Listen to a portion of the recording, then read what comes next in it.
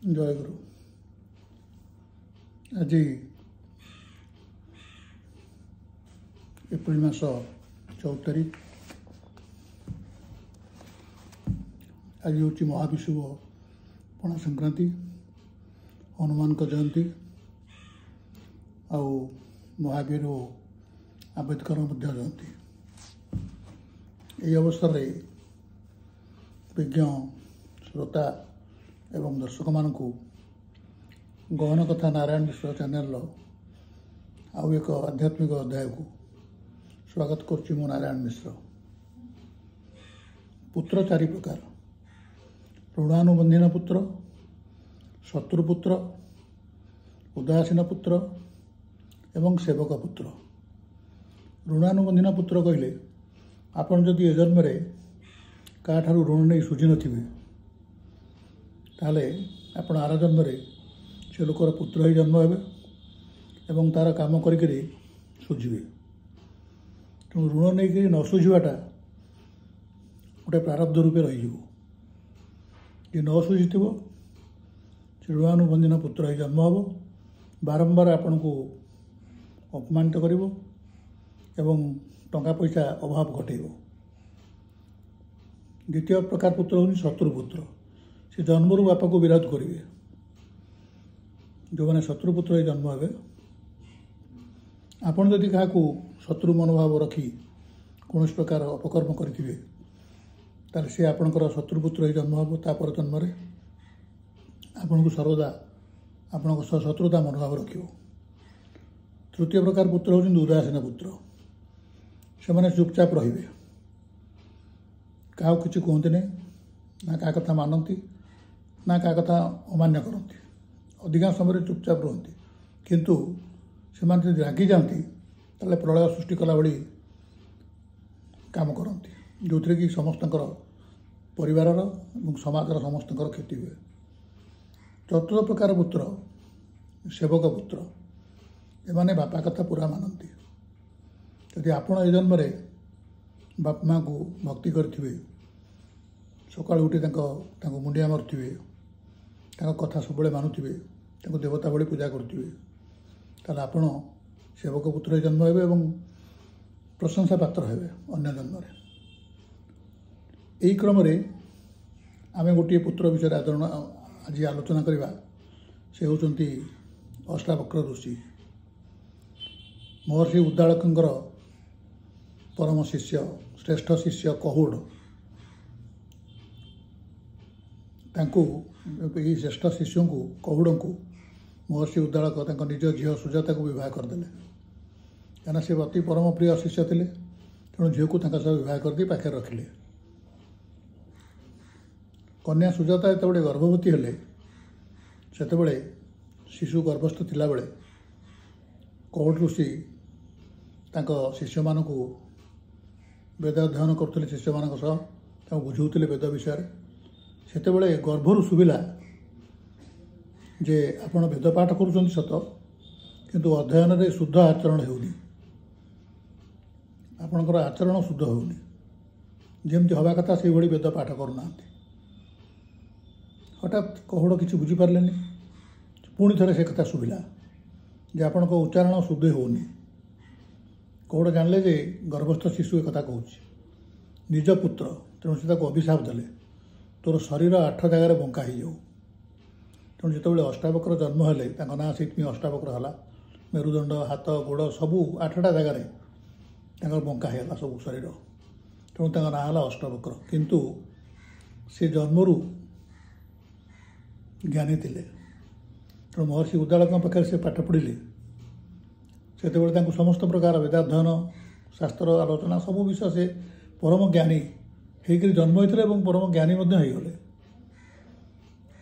ସିଏ ଥରେ ତାଙ୍କୁ ଉଦ୍ଦାଳକଙ୍କୁ ଅଷ୍ଟାବକ୍ରଙ୍କ ମା' ସୁଜାତା କହିଥିଲେ ଯେ ଉଦ୍ଦାଳକକୁ ତୁ ବାପା ଡାକିବୁ। ଏ ବାପା ଡାକୁଥିଲେ। ଥରେ ତାଙ୍କ କୋଳରେ ବସିଲା ବେଳେ ତାଙ୍କର ସମବୟସ୍କ ମାମୁଁ ଶ୍ଵେତକେତୁ ତାଙ୍କୁ ତାଙ୍କ କୋଳରୁ ଟାଣି ଆଣିଲେ। ଉଦ୍ଦାଳକଙ୍କ କୋଳରୁ ଅଷ୍ଟାବକ୍ରଙ୍କୁ ଟାଣି ଆଣିଲେ। କିଏ? ଶ୍ଵେତକେତୁ, ତାଙ୍କ ମାମୁଁ। କହିଲେ ସେ ତୋର ବାପା ନୁହଁ, अष्टावक्र भारी खराब लगे से सुनी माँ को पचारे जिद्दी कले कह मो बापा किए सुजाता अभिशाप भय कहीदे ये प्रकृत कथा हूँ तोर बापा आउ ना तोर बापा होती कहुड़ कड़े गले ना आमर जो मत जो 10 मास ते जो 10 मास होता है तू जन्म हो नु जन्म हाँ मुझे कहली तोर बापा को आम तो गरीब आम खावा पाऊने दी बेला भल भाव में पूजापूजी करके कौन पैसा मिल तेणु तुम्हें जाओ राजा पाख शास्त्र आलोचना कले युक्तितर्क कले जितिले किसी प्रचुर धन देवे से आम चलीजा ना छुआटी खाइब कौन बचो केमी तापर कहुड़ गले राजा जनक दरबार को शास्त्र आलोचना करेंगे क्या सहित ना कहुड़ राजसभार जड़े थे नाम हूँ से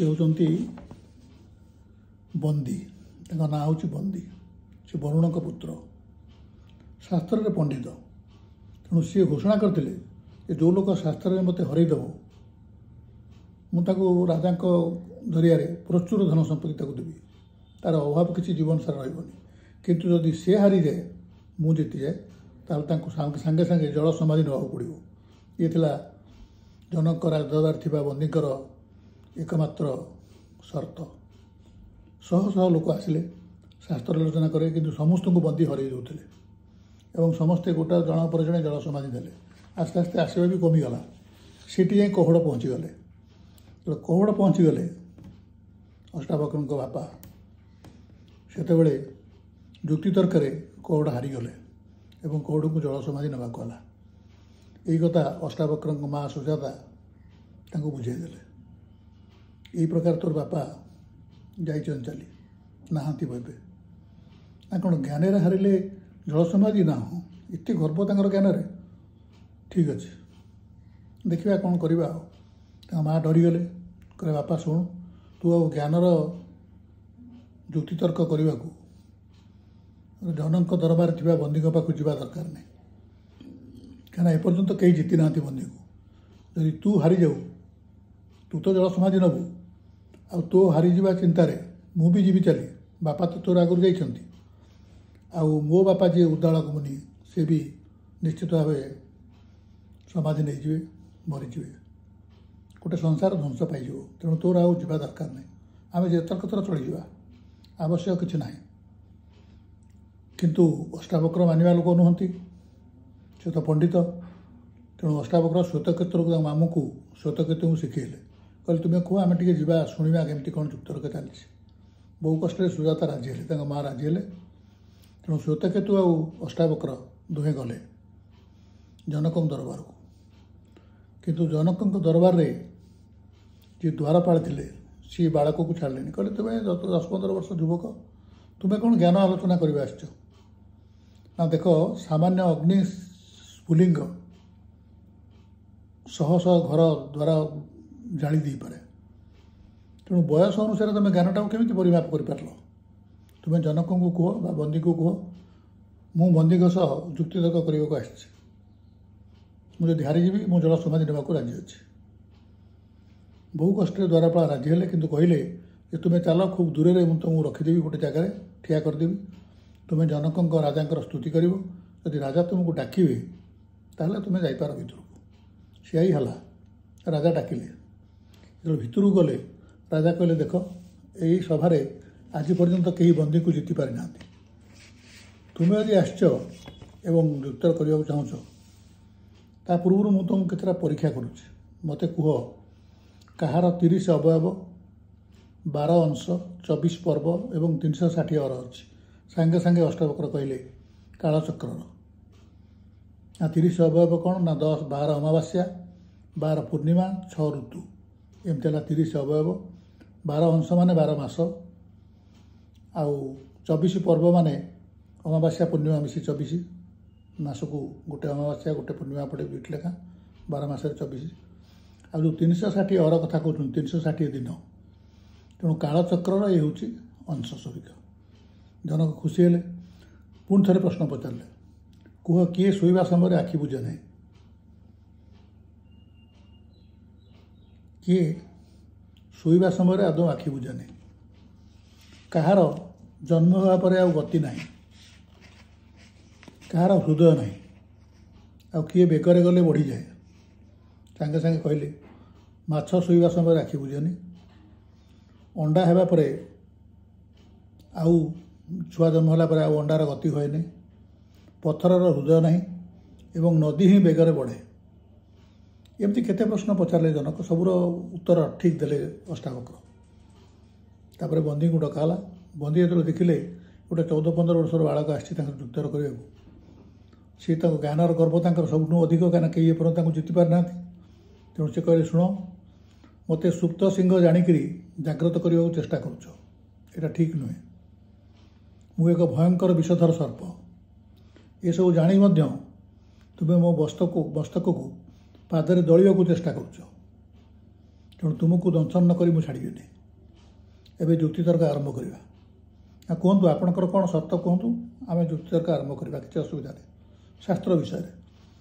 ସେ କହିଲେ, ମୁଁ 1 କହିଲେ ତୁମେ 2 କହିବ, ମୁଁ 3 କହିବି ତୁମେ 4 କହିବ, ଏବଂ ଯେଉଁଗୁଡ଼ାକ କ'ଣ 1 ଅଛି ମୁଁ କହିବି ସେଇଟା ମିନିମମ୍ ଅତି କମ୍ରେ 4ଟି ଉଦାହରଣ ଦେବି। ସଂସ୍କୃତ ଶ୍ଲୋକରେ ଚାଲିବ କଥାବାର୍ତ୍ତା। ପ୍ରଥମେ ବନ୍ଦୀ ଆରମ୍ଭ କଲେ, 1 ଅଗ୍ନି, 1 ସୂର୍ଯ୍ୟ, 1 ଦେବରାଜ ଇନ୍ଦ୍ର, 1 ଯମରାଜ। ଏଇ ଯେତେବେଳେ ଆରମ୍ଭ କଲେ, କହିଲେ ଅଷ୍ଟାବକ୍ର ତୁମେ 2 କୁହ। ଅଷ୍ଟାବକ୍ର କହିଲେ, ଇନ୍ଦ୍ର ଆଉ ଅଗ୍ନି 2 ଦେବତା ମିତ୍ର, ନାରଦ ଆଉ ପର୍ବତ 2 ମିତ୍ର, ରଥର ଚକ ହେଉଛି 2, ପତି ପତ୍ନୀ ବି 2। ତାପରେ ବନ୍ଦୀ କହିଲେ, ଶୁଣ, ଦେବତା, ମନୁଷ୍ୟ ଏବଂ ୟାଙ୍କ ମଧ୍ୟରେ ତିର୍ଯକ୍ ଜୀବରୂପ ଧାରଣ କରିଥିବା ଲୋକ ଅଛନ୍ତି, ହେଲେ 3 ଜଣ। ଋକ୍, ସାମ, ଯଜୁ ଏଇ 3ଟି ବେଦରେ ଯଜ୍ଞ ହୁଏ। ସକାଳ, ମଧ୍ୟାହ୍ନ ଆଉ ଅପରାହ୍ନ ଏ 3ଟି ହେଉଛି ବେଳା। ସ୍ୱର୍ଗ, ମର୍ତ୍ତ୍ୟ, ପାତାଳ ଏ ହେଉଛି 3 ଲୋକ। ସୂର୍ଯ୍ୟ, ଅଗ୍ନି ଆଉ ଚନ୍ଦ୍ର ଏ ହେଉଛନ୍ତି 3 ପ୍ରକାର ଜ୍ୟୋତି। ସାଙ୍ଗେ ସାଙ୍ଗେ ଅଷ୍ଟାବକ୍ର କହିଲେ 4ଟି ଆଶ୍ରମ ଅଛି, ବ୍ରହ୍ମଚର୍ଯ୍ୟ, ଗାର୍ହସ୍ଥ୍ୟ, ବାନପ୍ରସ୍ଥ ଓ ସନ୍ନ୍ୟାସ। 4 ବର୍ଣ୍ଣ ଅଛନ୍ତି, ବ୍ରାହ୍ମଣ, କ୍ଷତ୍ରିୟ, ବୈଶ୍ୟ, ଶୂଦ୍ର। 4 ଦିଗ ଅଛି, ପୂର୍ବ, ପଶ୍ଚିମ, ଉତ୍ତର, ଦକ୍ଷିଣ। 4 ପ୍ରକାର ବାଣୀ ଅଛି, ପରା, ପଶ୍ୟନ୍ତୀ, ମଧ୍ୟମା ଓ ବୈଖାରୀ। ବନ୍ଦୀ କହିଲେ 5 ପ୍ରକାର କଥା ମୁଁ କହୁଛି। 5 ପ୍ରକାର ଅଗ୍ନି ଅଛନ୍ତି, ଗାର୍ହପତ୍ୟ, ଦକ୍ଷିଣାଗ୍ନି, ଆହବୟ, ସଭ୍ୟ ଓ ଅବସଭ୍ୟ। 5 ପ୍ରକାର ଯଜ୍ଞ ଅଛି, ଦେବଯଜ୍ଞ, ପିତୃଯଜ୍ଞ, ଋଷିଯଜ୍ଞ, ଭୂତଯଜ୍ଞ, ମଣିଷ ଯଜ୍ଞ। 5 ପ୍ରକାର ଇନ୍ଦ୍ରିୟ ଅଛନ୍ତି। ସେ 5 କହିସାରିଲା ପରେ ଅଷ୍ଟାଦଶ 6ରୁ ଆରମ୍ଭ କଲେ। କହିଲେ 6 ଋତୁ, 6 କୃତିକା, ମନସ, 6 ଇନ୍ଦ୍ରିୟ, ଏମିତି କହି ଚାଲିଲେ। ବନ୍ଦୀ 7 ପ୍ରକାର କଥା କହିଲେ। 7 ପ୍ରକାର ସପ୍ତର୍ଷି, 7 ପ୍ରକାର ଋଷି ଅଛନ୍ତି, ଜଙ୍ଗଲରେ 7 ପ୍ରକାର ପଶୁ ଅଛନ୍ତି, 7 ପ୍ରକାର ପୂଜା ସାମଗ୍ରୀ ଅଛି, ଯେମିତି ପୂଜାର ଯେଉଁ ଉପଚାର, ଗନ୍ଧ, ପୁଷ୍ପ, ଧୂପ, ଦୀପ, ନୈବେଦ୍ୟ, ଆଚମନ, ତାମ୍ବୁଳ, ଇଏ ହେଲା 7 ପ୍ରକାର। ଅଷ୍ଟାବକ୍ର 8 କଥା କହିଲେ। ତରାଜୁର ସୂତା ହେଉଛି 8, ସିଂହର ଶତ୍ରୁ ସରବର ପାଦ ହେଉଛି 8, ଅଷ୍ଟ ବସୁ ଅଛନ୍ତି ଇତ୍ୟାଦି। ବନ୍ଦୀ 9 ପ୍ରକାର କହିଲେ। ଅଷ୍ଟାଦଶ 10 ପ୍ରକାର କହିଲେ, 10 ଦିଗ କଥା କହିଲେ। ବନ୍ଦୀ ସେମିତି 11 ରୁଦ୍ରଠୁ ଆରମ୍ଭ କଲେ। ଅଷ୍ଟାବକ୍ର 12 ମାସଠୁ ଆରମ୍ଭ କଲେ। 12 ସରିଗଲା, 13 କଥା ପଡ଼ିଲା। ବନ୍ଦୀ କହିଲେ ତ୍ରୟୋଦଶ ତିଥି ହେଉଛି ସବୁଠୁ ଉତ୍ତମ ତିଥି ଏବଂ ପୃଥିବୀ 13 ଦ୍ୱୀପରେ ଯୁକ୍ତ। ଆଉ ତାପରେ କିଛି କହିପାରିଲେନି। ଅଷ୍ଟାବକ୍ର ପଚାରିଲେ ସେଇଠି ଯେ ଆପଣ କୁହନ୍ତୁ ବର୍ତ୍ତମାନ ଆଉ 13ର 2ଟା ଉଦାହରଣ ଦିଅନ୍ତୁ। ବନ୍ଦୀ ମୁହଁ ତଳକୁ କରି ବସିଲେ, ଆଉ କହିପାରିଲେନି। କ'ଣ କୁହ, ତୁମକୁ ସମୟ ଦେଲି ମୁଁ। ସେତେବେଳେ ପୁରା ସଭାର ଯେତେ ପଣ୍ଡିତ ଥିଲେ ସମସ୍ତେ ଅଷ୍ଟାବକ୍ରଙ୍କୁ ଧନ୍ୟ ଧନ୍ୟ କହିଲେ। ବନ୍ଦୀକୁ ଆହୁରି ଖରାପ ଲାଗିଲା। ତଥାପି ଅଷ୍ଟାଦଶ ତାଙ୍କୁ ସମୟ ଦେଲେ, କହିଲେ ଭାବିକିରି କୁହ। ବନ୍ଦୀ ଆଉ କିଛି କହିପାରିଲେନି। ଆଉ 13ର ଆଉ 2ଟା ଉଦାହରଣ ଦିଅ। ଅଧା କହିଲା ମାନେ ହେଲାନି, ପୁରା ହେଲାନି। ଶ୍ଲୋକର ଅଧା ତୁମେ କହିଛ, ଆଉ ଅଧା କୁହ। ସେ କହିପାରିଲେନି। ଅଷ୍ଟାବକ୍ର ସେ ଅଧାଟା ପୂରଣ କରି କହିଲେ, କେଶୀ ଦୈତ୍ୟ ବିଷ୍ଣୁଙ୍କ ସହ 13 ଦିନ ଯୁଦ୍ଧ କରିଥିଲା। ଅତି ଜଗତି ଛନ୍ଦର ପ୍ରତିପାଦ ପ୍ରଥମ ଅକ୍ଷର ହେଉଛି 13। ତାପରେ ବନ୍ଦୀ କହିଲେ ଆପଣ ଯାହା କହିବେ ମୋର ନେବାକୁ ରାଜି ଅଛି, ଦଣ୍ଡ ନେବାକୁ ରାଜି ଅଛି। କହିଲେ ଦଣ୍ଡ କ'ଣ? ନା ଦଣ୍ଡ ହେଉଛି ଜଳ ସମାଧି। ମୁଁ ଜଳ ସମାଧି ନେବାକୁ ରାଜି ଅଛି। ନା ଶୁଣ, ଜ୍ଞାନର ଗର୍ବ ଖୁବ୍ ଶୀଘ୍ର ଯାଏନି, ପ୍ରାୟ ଯାଏନି। ତୁମେ ଜ୍ଞାନ ଗର୍ବରେ ବହୁ ଲୋକଙ୍କୁ ଜଳ ସମାଧି ଦେଇଛ। ମୁଁ ଏଭଳି ଅଜ୍ଞାନୀ ନୁହେଁ ଯେ ଜ୍ଞାନରେ ଜଣେ ହାରିଗଲେ ତାକୁ ଜଳ ସମାଧି ଦେବାକୁ ସାଙ୍ଗେ ସାଙ୍ଗେ आदेश देवी ना ताले आपण कहतु आप कौन चाहते कई जल समाधि नहीं चलने निहती कुआड़े मु हूँ वरुण पुत्र एमाने समस्ते जी जल समाधि से वरुण यज्ञ जाकि बसी यज्ञ देखुं ना से कौन स्वदेह पुणी पृथ्वी फेरबे ना ना फेरी पारे पृथ्वी पृष्ठ जीवन चलीगला ना सेटा मु राजी नुह तुम जब हारिच बर्तमान मुझे जहाँ कह तुम से कर जो मानक तुम जल समाधि देच पुणी फेरे आण समस्त को यज्ञ पाखर डाकिक आस स्वदेह से पृथ्वी फेरबे समस्ते फेरिले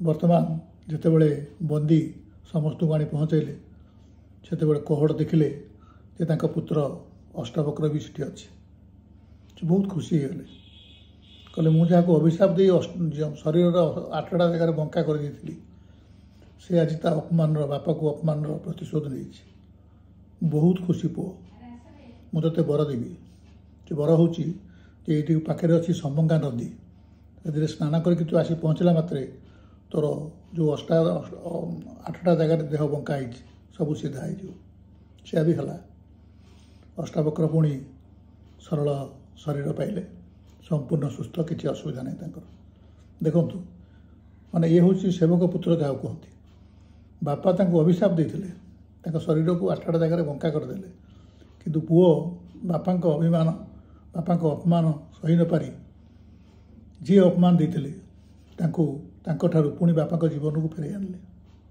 इतने बड़ ज्ञानी से थे मैंने बापा को अपमान देवार प्रतिशोध पुओ केमी निए ये अष्टावक्र होती तार ज्वलंत उदाहरण आपणकर मन थी भागवत जी शुकमुनि कही व्यास लिखी शुकमुनि भागवतटा बखाणी परीक्षित राजा आगे कारण तक्षक दर्शन करार 7 दिन पर से 7 दिन तक भागवत शुणिले तापर जितेबले सी स्वर्गारोहण कले पुत्र जन्मेज थर जाइए पारिदिकी देखिले जे ऋषि मैंने सब कुश छिंडुंट तो कहले आपने कौन कर ना सब कुश ध्वंस करूँ कहीं ना ये कुश लगिक मोर बापा मरते जड़े ऋषि कहले जेहेतु मोर बापा को मामाकर मृत्युर कारण यही तेणु आम बंचा दबुनि कुश आम रखीदेबुनि पृथ्वी आम जन्मेज राजा नुह जे परीक्षित को दर्शन कले से तक्षक को क्षमा करदे आम क्षमा करें